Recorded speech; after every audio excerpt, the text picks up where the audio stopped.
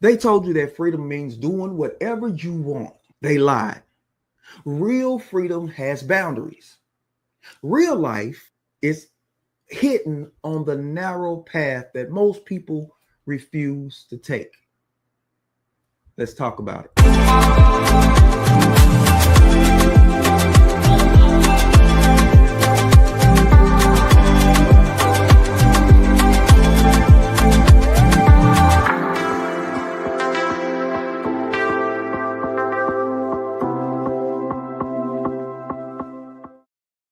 Welcome to Overcomes Empowerment Ministries. I'm Pastor Derek, and I want to thank you for taking the time to stop by and just listen to us today.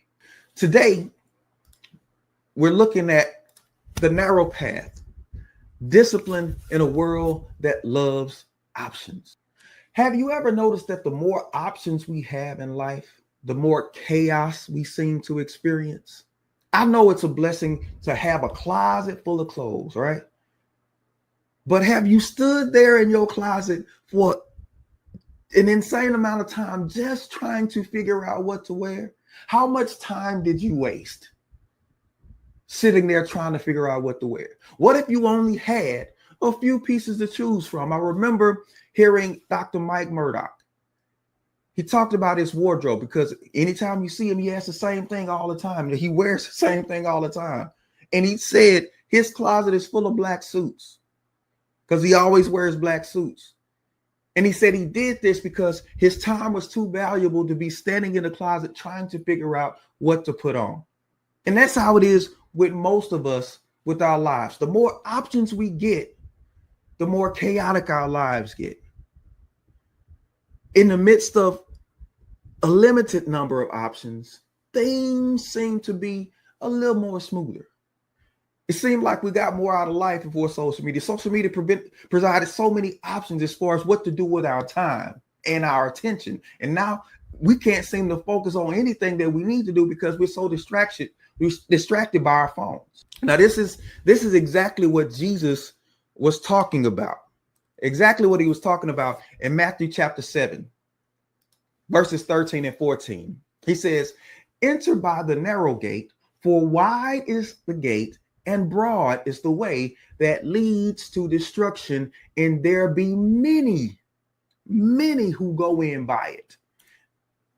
Verse 14 says, "Because narrow is the gate and difficult is the way that leads to life, and there are few who find it." Now hold up, Jesus. Hold up. So broad is the way that leads to destruction, and a whole lot of people find that way. But narrow is the gate and difficult. The difficult way leads to life. See, we think that anytime we get resistance in life, that means that's a way we shouldn't go. And when we live by that mentality, we rob ourselves a lot of times of the opportunity to grow, to get better and everything, to experience that life. And most of us are on the path to destruction because of that broad way. That broad way is throwing us off. That narrow way, that discipline, that intentionality. You know what it is that you're going to focus on, and nothing is going to stop you. Nothing is going to distract you. You think about Jesus. Peter threw a huge distraction at Jesus. A huge distraction.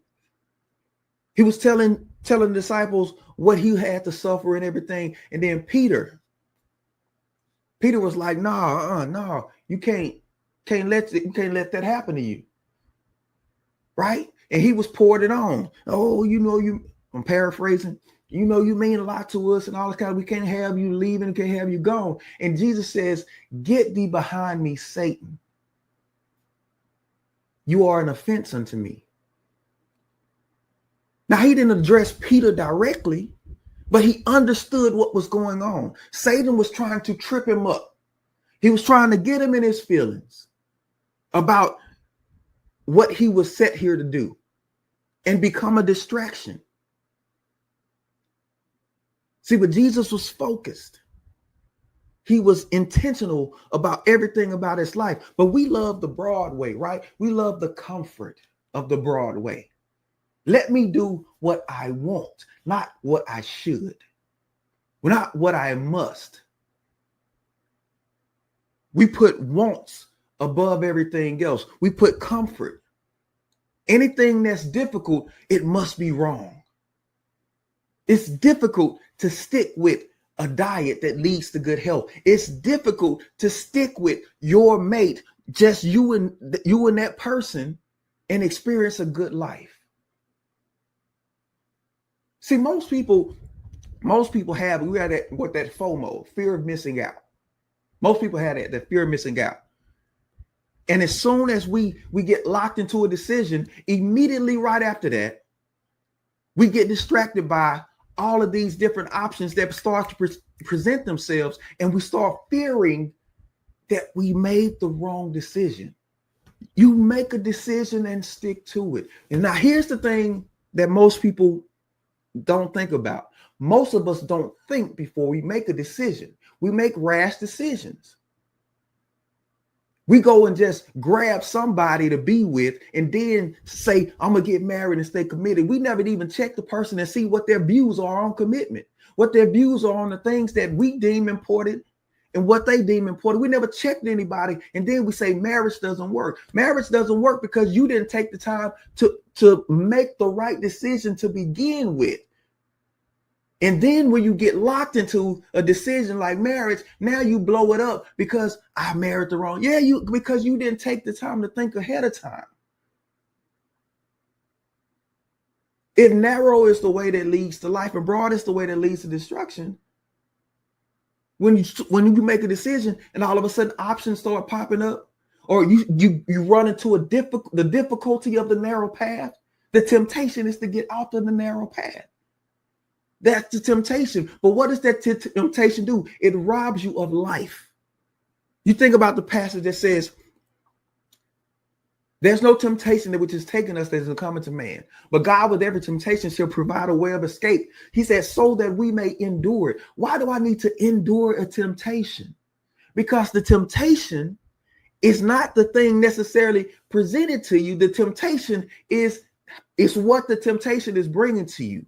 It's trying to pull you out of that commitment. It's trying to pull you off that narrow path that leads to life. And we fall for it because that's what falling for the temptation does. We got to say no to the temptation to stay on the path. That's what it's about. Listen, drop a fire emoji in the chat if you're ready to take the narrow path. If you're ready to take a narrow path, drop a fire emoji in the chat. Now he says broad. Broad is the way. Broad is the way that leads to destruction. Now, when we hear destruction, a lot of times we think catastrophic events, an earthquake, a tornado, a fire, or something like that. That's what we think of when we think about destruction or something being destroyed. But I present to you Song of Solomon, chapter 2, verse 15. And it says, catch us the foxes, the little foxes that spoil the vines, for our vines have tender grapes. When your grapes are tender, when you're at the beginning of a decision and you hadn't quite locked in the way you need to lock in, it's the small compromise, the small distractions that pull us off. See, we miss the little things because we're so focused on the big things. And it's the little things that's taking us off. That one little text that you sent to that coworker that seemed to be showing interest in you, or that one little text that you read and accepted and you didn't shut it down. Or that one little piece of cake, or that cookie, or that donut. When you said you're going to change the way you eat because you're tired of this medication, you're tired of feeling the way you feel, you're tired of not having energy. And see, what happens is it's the small things because it doesn't seem to be doing anything. But there's a compound effect on small things. Small things lead to big things. I remember reading a book, The Compound Effect by Darren Hardy. I tell people about this book all the time because it's a great book. And he presented a question in there. He says, do you want $1 million today, or do you want a penny a day that compounds every day, that doubles every day?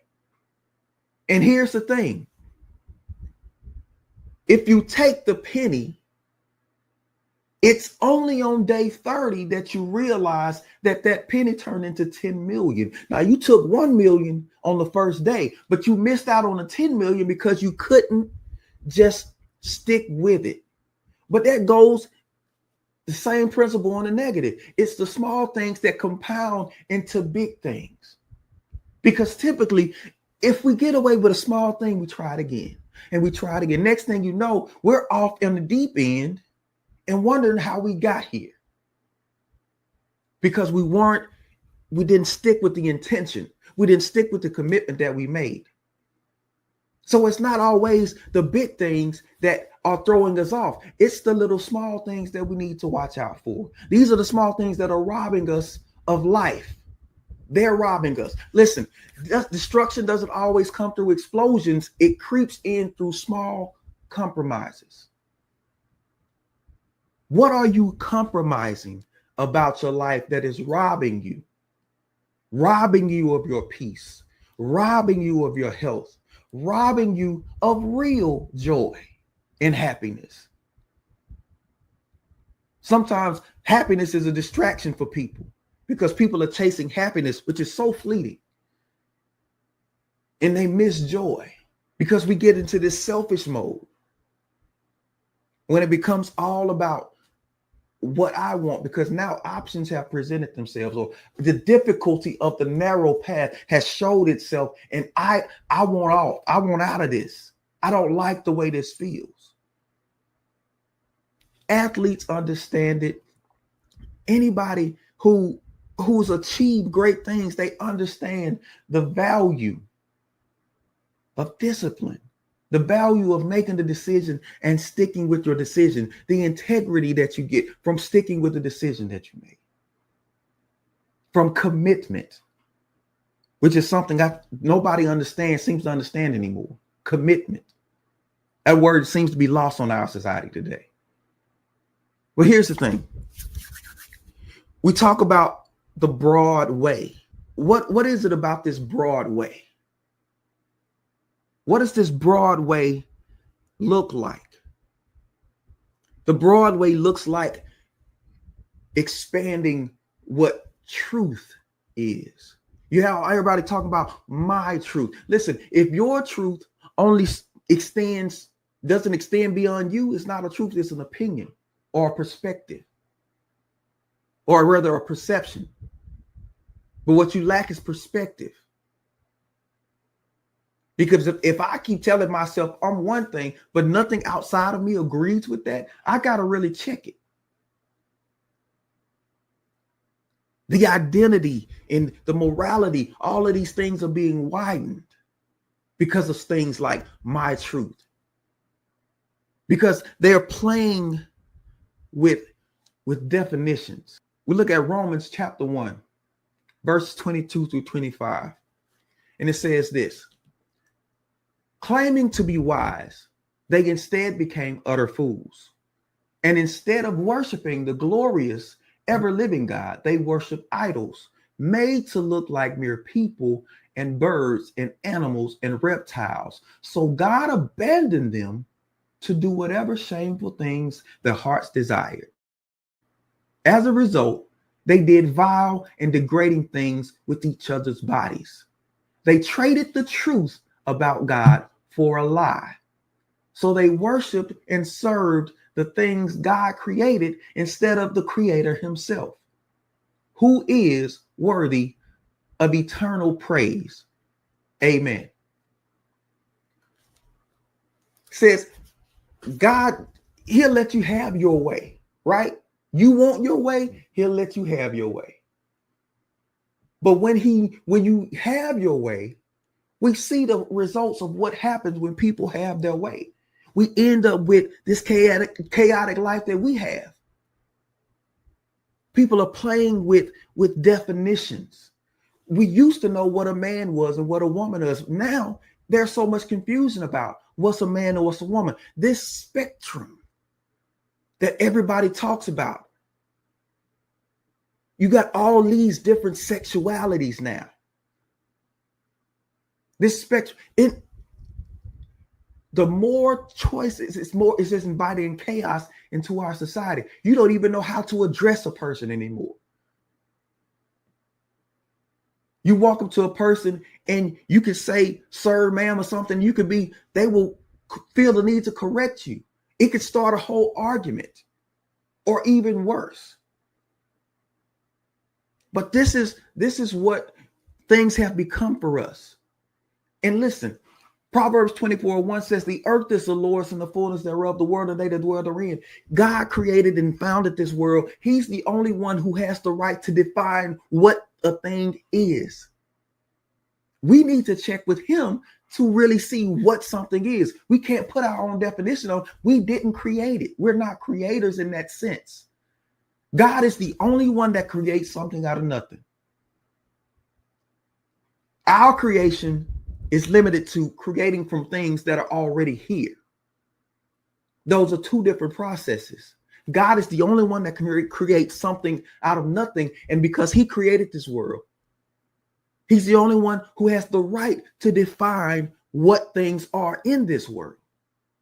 So we have to check with him to see what a thing should be called. What's one definition you see society changing that concerns you? I want you to drop it. Drop a comment in the chat. One definition you see society changing that concerns you. It's really concerning to you. Let me know. Now we talk about this narrow path, right? We want the life. We want the freedom. We want freedom. You know, the Bible says, and you shall know the truth, and the truth shall make you free, not set. There's a difference between made and different being set. Made is a process. Set isn't a process. It's just a quick change, right? Saul was set as king. He was set. Samuel went to Saul. He saw him. He anointed him. And aesthetically, he looked like the perfect guy.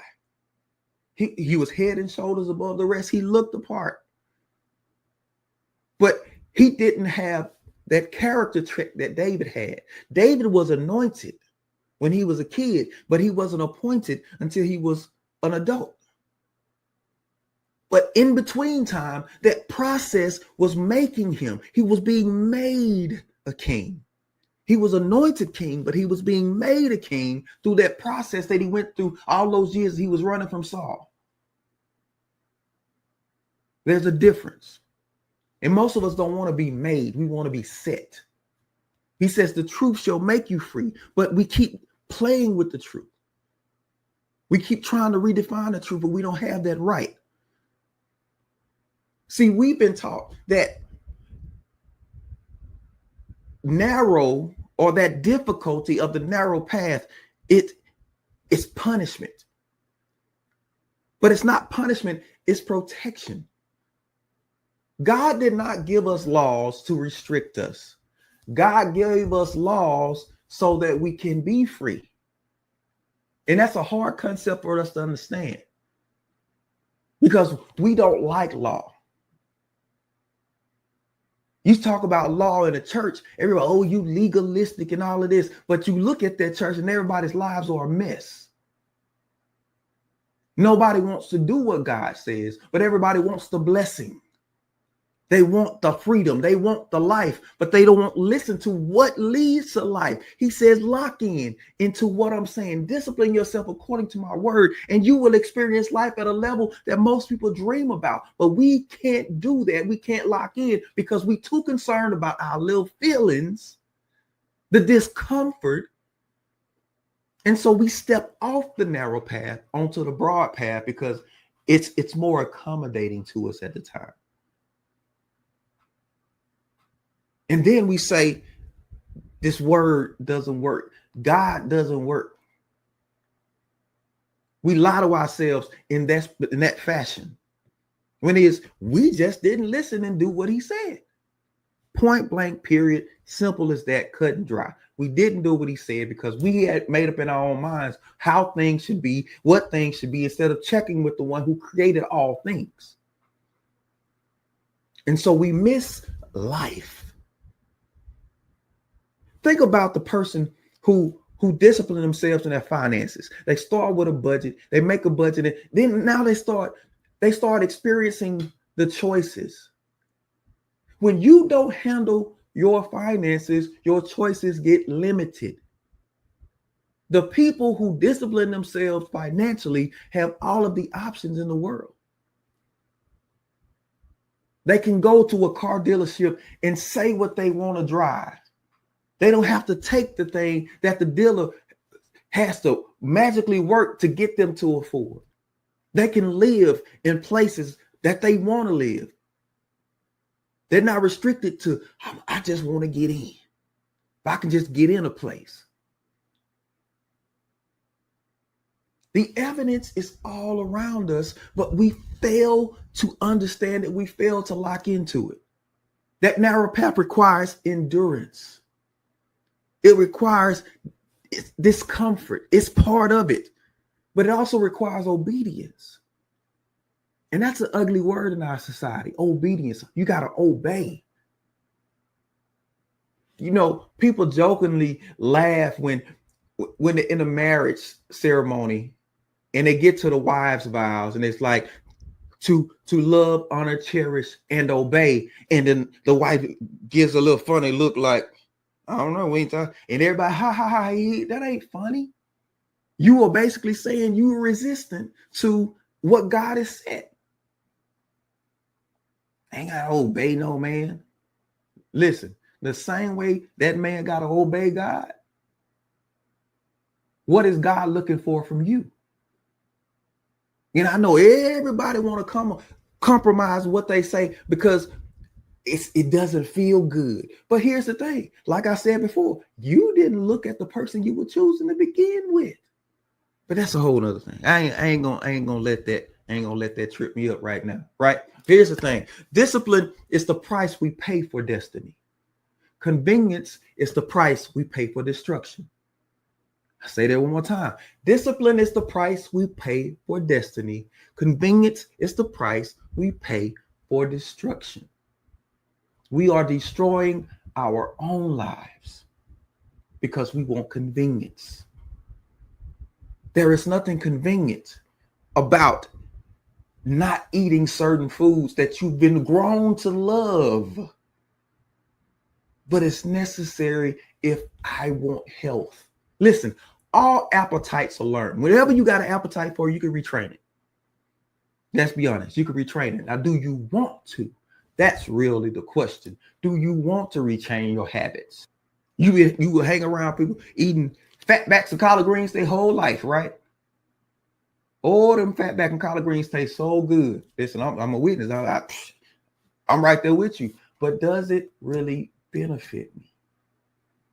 Does it really lead to good health? Does it really lead to a life where I'm not worried about medication and going to the doctor every time I turn around? That's not my portion. And God didn't want that to be our portion. But because we want to do what we want to do, now this is what life is presented to us. And we keep waiting on God to just take it away. Listen, there's a protection that most people are familiar with that comes from shielding.